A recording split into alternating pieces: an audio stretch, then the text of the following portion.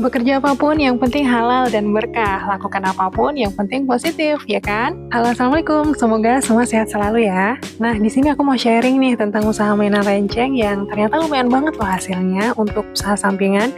Jadi aku mau bagi-bagi tips supaya jualan mainannya lebih laris, lebih diminati, dan juga beberapa contoh mainannya. Dan aku bukan expert atau ahlinya ya, tapi aku mau sharing aja berdasarkan pengalaman aku dan teman-teman. Jadi singkat ceritanya, ini mainan rencengnya milik Taman Baca Masyarakat atau TBM Jendela Dunia sebagai upaya untuk menambah dana operasional kegiatan TBM. Dan alhamdulillah setelah dijalanin memang membantu banget ya dalam kegiatan TBM Jendela Dunia gitu. Untuk mainan renceng kami ini kami titip ke warung-warung, dan sejauh ini ada 2 warung yang kami titipin.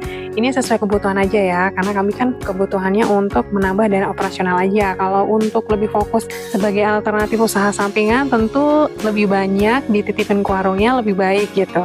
Nah, ini kami nyusun mainan dan barang lainnya untuk 2 papan renteng, dan 1 papan rentengnya itu kami isi dengan 55 pieces barang. Dalam 1 atau 2 minggu itu biasanya kami ambil barang yang kami titipin, terus kami ganti barang yang baru. Untuk mainan renceng ini serba 2.000, dari kami 1.700 dan pemilik warungnya menjual 2.000. Dan kesepakatan ini juga bisa berubah sewaktu-waktu.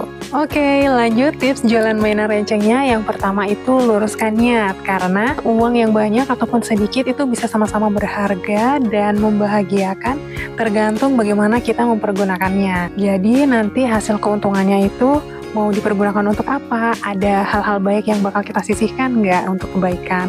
Yang kedua itu survei atau cari target penitipan barang mainan renceng yang strategis. Jadi jangan langsung banyak tempat, tapi mulai dari beberapa warung aja dulu kita titipin, misalnya di 2-5 warung aja dulu. Setelah itu nanti kita evaluasi. Nah, yang ketiganya itu penting banget nih memilih produk yang menarik dan variatif. Itu penting banget. Salah satunya itu harus riset produk. Jadi jangan beli papan renteng yang udah jadi gitu, yang udah ada papan renteng terus udah ada mainannya, itu sebaiknya dihindari. Lebih baik kita memilih mainannya sendiri berdasarkan produknya itu viral atau enggak nih, atau lagi tren enggak nih, karena setiap mainan itu biasanya ada masanya. Terus juga produk itu terbukti tidak lekang oleh waktu, jadi sampai sekarang mainan itu masih diminati. Misalnya ada balon tiup jadul tuh, dari zaman dahulu sampai sekarang kan dia masih banyak ya peminatnya gitu. Terus juga perlu nambah nih, ada mainan alat tulis yang lucu-lucu atau mainan edukasi gitu, jadi jangan cuma mainan aja. Terus juga sediakan produk aksesoris, terus mainan yang interaktif atau seru kalau mainnya bareng-bareng gitu. Misalnya mainan gangsing tuh, gangsing kan kalau mainnya rame-rame itu bakal lebih seru kan, bocil-bocil mainnya. Dan lebih menariknya lagi kalau ada produk kerajinan tangan atau DIY, jadi bisa berciri khas atau jadi lebih eksklusif gitu.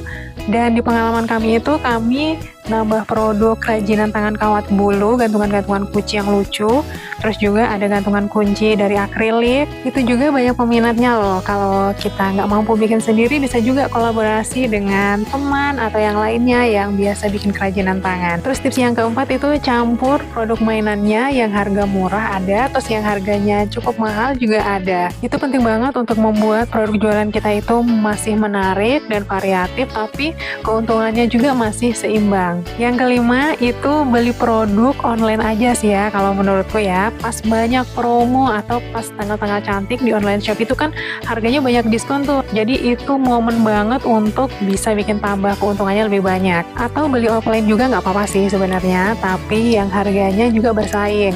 Terus yang keenam, kita juga perlu memperhatikan peritilan-peritilan kecil. Misalnya sebisa mungkin kita pilih produk yang udah dibungkus per piecesnya gitu, biar kita nggak terlalu repot, dan juga kita bisa pakai hang tag mainan dari kalender bekas atau kertas bekas. Terus yang ketujuh, ini yang paling penting juga menurutku, itu adalah jalur langit. Kita banyak-banyak berdoa dan serahkan semuanya sama Yang Kuasa, karena gimana pun juga ada hal-hal yang di luar kendali kita. Kita sebagai manusia hanya bisa berusaha semaksimal mungkin, tapi yang mendatangkan pembeli, terus yang mengetuk hati orang untuk membeli produk kita atau jualan kita, itu kan kuasa Tuhan ya. Jadi penting banget lah kita berdoa, terus juga mungkin menambah amalan-amalan lain, hal-hal baik yang lain gitu. Dan selama produk kita bagus, kita nggak asal-asalan, kita bakal bisa mampu bersaing dengan yang lainnya. Jadi nggak perlu takut kalau, oh udah banyak nih yang jualan mainan renceng gitu. Karena apapun profesinya, apapun pekerjaannya, pasti ada saingannya gitu. Kita yakin aja rezeki semua sudah tertakar dan nggak mungkin tertukar. Semoga apa yang kita usahakan berhasil dengan baik semuanya. Terima kasih sudah menonton. Assalamualaikum.